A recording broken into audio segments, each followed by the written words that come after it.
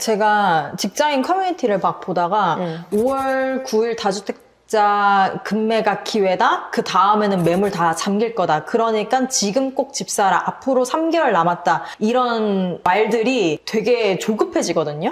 긴 호흡으로 한 3년 뒤 플랜으로 내 집 마련을 접근하면 안 되는지를 여쭤보고 싶어요. 맞아요. 이런 질문 하시는 분들을 저도 되게 많이 만나고요. 진짜 공감 가는 것 같아요. 공통적으로 거쳐나가는 단계들이 있잖아요. 결혼이라든가 출산이라든가 아니면은 내 집 마련 같은 것들이 있는 것 같아요. 근데 결혼이나 출산 같은 경우에는 내가 좀 더 잘 준비해서 내 속도에 맞게 진행을 해도 무방하다고 생각하거든요. 오히려 내 속도에 맞게 하는 게 더 맞다고 생각해요. 내 집 마련 같은 경우에는 세상의 변화의 속도가 내가 준비되는 속도보다 훨씬 더 빠른 것 같아요. 그러니까 예를 들어 나는 9시부터 6시까지 열심히 일을 해가지고 월급을 모아요. 근데 세상이 화폐를 엄청 찍어요. 근데 내가 그거를 컨트롤할 수가 없잖아요. 세상이 화폐를 찍어내는 거를 내가 어떻게 연준한테 가서 얘기할 수도 없고 어떻게 할 수가 없는 부분이잖아요. 그러니까 세상의 속도랑 내가 살아가는 속도가 다른 부분이 되게 많아요. 나는 70대에도 충분히 일할 수 있어 이지만 세상이 나를 고용해주는 연령대가 딱 정해져 있고 또 돈 벌 수 있는 경제생활을 할 수 있는 연령대가 또 정해져 있잖아요. 그러니까 내 집 마련 같은 경우에는 결국에는 내가 경제생활을 해나가고 있을 때가 실제로 내 집 마련에 적기일 수 있거든요. 그렇기 때문에 내가 준비가 되었을 때 내 집 마련 한다라는 거는 틀린 얘기는 전혀 아니다. 내가 준비되었을 때 해야만 한다. 근데 다만 이 시장을 관망하거나 이 시장이 어떻게 되면 내가 그때 해야지 라는 마음보다도 지금 내 집 마련을 내가 일하고 있을 때 준비해서 실행하는 게 좀 더 적절한 방법이지 않을까라는 생각이 들어요. 하긴 60대, 70대 가서 대출금 갚는 게 훨씬 부담일 것 같아요. 40대에 내 집 마련을 해요. 그러면은 이제 30년 정도 만기로 한단 말이에요. 그러면은 70살까지 내가 이거를 갚는다라고 생각을 했었을 때 40대만 돼도 이제 나는 퇴직이 얼마 안 남았는데 퇴직 압박이 느껴지는 거예요. 내 위에 상사들이 다 50대 되면은 명예퇴직하는 거 보고 이러니까 내가 얼마나 일을 할 수 있지? 이런 게 이제 엄습해 오는 거죠. 근데 그렇다고 해서 내 집 마련 안 하기에는 40대 가장이 꾸리고 있는 그 가족들이 전월세를 전전하면서 사는 게 사실은 더 큰 어려움이거든요. 그러니까 그렇기 때문에 내가 감당 가능한 선 안에서 내 집 마련을 하는 게 저는 필요하다고 생각해요. 그리고 실제로 60대, 70대가 되면은 만기 30년으로 대출이 나오지도 않기 때문에 세상이 그래요, 세상이. 그래서 내가 진짜 좀 더 이 대출이나 이런 것들도 잘 활용할 수 있을 때에 하는 게 맞지 않나 라는 생각이에요. 잘 고르는 방법을 궁금해 하실 것 같아요. 왜냐면은 사모님이 말씀해 주셨던 7,300에서 한 10,000 정도로 지금 매물이 증가했지만 맞아요. 과연 나한테 좋은 걸까? 고민될 것 같고 이런 게 있더라고요.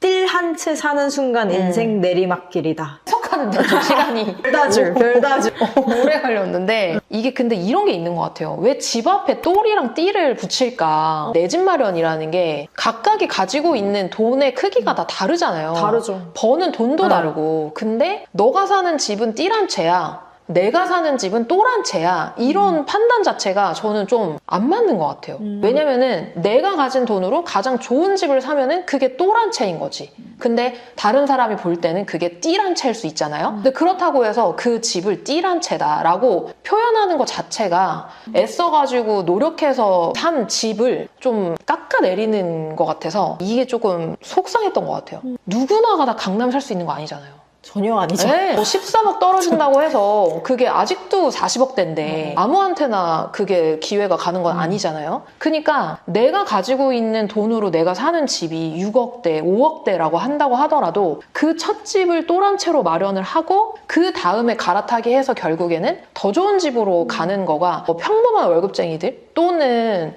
자영업 하시는 분들한테 되게 중요해요. 인스타나 그런 데서 보면은 정답제처럼 나오잖아요. 이거 아파트 아니면은 다 구려. 스레드를 보면은 본인이 이 부동산을 사서 얼마의 돈을 벌었다. 뭐 이런 게 되게 많이 나오는데 그런 데들이 다 한강벨트 라인 주변 아파트밖에는 없어요. 그러니까 오히려 내가 서울을 살고 있는데도 상대적 박탈감이 너무 심한 거. 되게 조심해야 되는 글들도 많다고 느껴지거든요. 왜냐면 OX를 나누는 글들이 되게 많은데 실제로 X에 들어가 있는 내용들이 정말 X일까? 라는 생각도 많이 들어요. 예를 들어 뭐 이런 아파트는 걸러라. 그러니까 이렇게 나오는데 그게 정말 정답일까? 이런 생각도 많이 드는 지점들이 있거든요. 그래서 내가 그런 박탈감 때문에 속상해하기보다는 나만의 또란차를 찾는 거? 그게 지금 이 순간에는 되게 중요한 것 같아요. 2017년이랑 타임라인 비교하면서 앞으로 정부 규제 중에는 이제 보유세만 남아있다라고 보는 사람들이 정말 많고, 사실 국토교통부 장관께서도 그래요. 일단 시사를 하신 상황인데, 아래 사연을 같이 보고 자모님이 이분께 어떻게 대답해 주실 수 있으실까,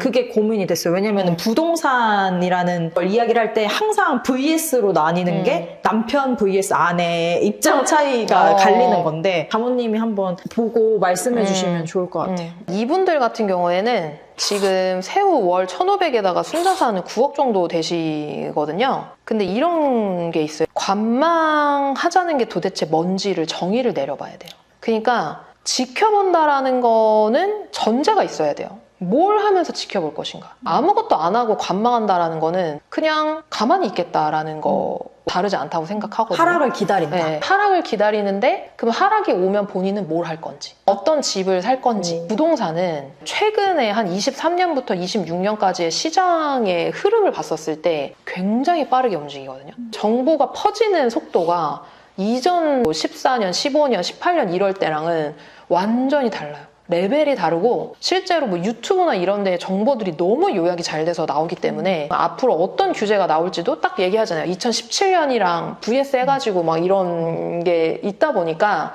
어떤 거가 대략 나올지도 예측이 가능한 세상이에요. 그러다 보니 만약에 가격이 하락했다라고 하면은 누군가는 내가 원하던 가격이네 라고 생각했던 사람들부터 매매를 하기 시작할 거고 좋은 것부터 매매를 하게 될 거란 말이에요. 왜냐면 이전 시장에서도 그랬기 때문에 23년 하락했었을 때 실거주자들이 먼저 좋은 지역부터 좋은 단지부터 움직이기 시작을 했단 말이죠. 근데 그때랑 지금이랑 다른 점은 대출 규제가 지금은 강화되었다라는 거예요. 그러니까 현금 많은 사람들만 좀 더 접근을 하지 그렇지 않은 분들은 좀 더 이제 기다렸다가 내 예산에 맞으면 매수를 하는 이제 그런 상황들이 벌어질 수 있는 점은 차이점이죠. 이분들이 지금 현금이 9억이잖아요. 그럼 본인들이 갈 수 있는 단지들이 있을 거란 말이에요. 그러면 그런 단지들이 내가 하락했을 때 산다 라면 얼마까지 떨어져야 살 건데, 그리고 얼마까지 떨어져야 본인은 이 가격이 적정하다고 생각하는지, 그거에 대한 기준이 없이 그냥 하락만 하고 살 거야, 관망만 할 거야 라고 하면은 결국에는 저는 못 살 수 있다고 봐요. 근데 무조건 또 있잖아, 하락만 하는 거가 아닐 수도 있거든. 또 상승할 수도 있잖아요. 모르잖아, 세상이 어떻게 될지. 하락 시나리오를 그려볼 수도 있지만 또 상승 시나리오를 그려볼 수도 있잖아요. 그럼 내가 관망을 하다가 부동산 가격이 올라가면 어떡하지? 그럼 나는 그때는 뭘 할 거지? 이런 것들을 고민하고 생각하고 기다려야지 그냥 관망한다라는 거는 저는 좀 어려운 지점인 것 같아요. 네. 그리고 보유세를 걱정하시는 분들이 되게 많잖아요. 근데 아직 정부가 공정시장 가액 비율을 어떻게 하겠습니다. 또 뭐 보유세의 중요한 뭐 공시지가 1세대 1주택 같은 경우에는 12억까지 공제를 해주는데 그걸 어떻게 하겠습니다. 중과세율을 어떻게 올리겠습니다 라고 이제 구체적으로 얘기한 내용이 없거든요. 근데 실제로 매매가 한 26억 정도 되면은 공시지가가 12억 6천 정도 나와요. 그러면 12억 6천 정도면은 공시지가 12억 공제되니까 거기서부터 이제 보유세가 나오기 시작하거든요. 그러니까 내가 가지고 있는 집 가격이 25억이나 26억쯤이 되지 않으면 실제로 보유세 중과가 된다고 해도 엄청 내가 막 몇 천만 원씩 종부세를 내는 일은 벌어지지 않을 수 있거든요. 그래서 이거는 앞으로 나오는 그 세금 정책에 따라서 정말 내가 여기에 해당되는 사람인가 아닌가를 따져보는 게 되게 중요할 것 같고, 이거에 대한 또 자세한 사항은 이 정책이나 이런 것들이 좀 확정되면 또 여기 월부 TV를 통해서 좀 말씀드릴 수 있도록 할게요. 그래서 이분들은 준비가 되었다면은 샀으면 좋겠다. 그리고 지금 세후 월 1,500을 버시는데 충분히 세금이나 이런 것들도 저축을 통해서 좀 감당 가능하실 것도 같거든요. 그래서 이런 걸 좀 고려해보면 좋지 않을까라는 생각이 들어요. 정책들 중에서 또는 나온 것들에서 여러분들이 좀 궁금하거나 이런 거 좀 고민이다 댓글을 남겨주시면 저희가 그 내용을 바탕으로 해가지고 영상을 통해서 여러분의 고민을 좀 해결해 드릴 수 있도록 하겠습니다.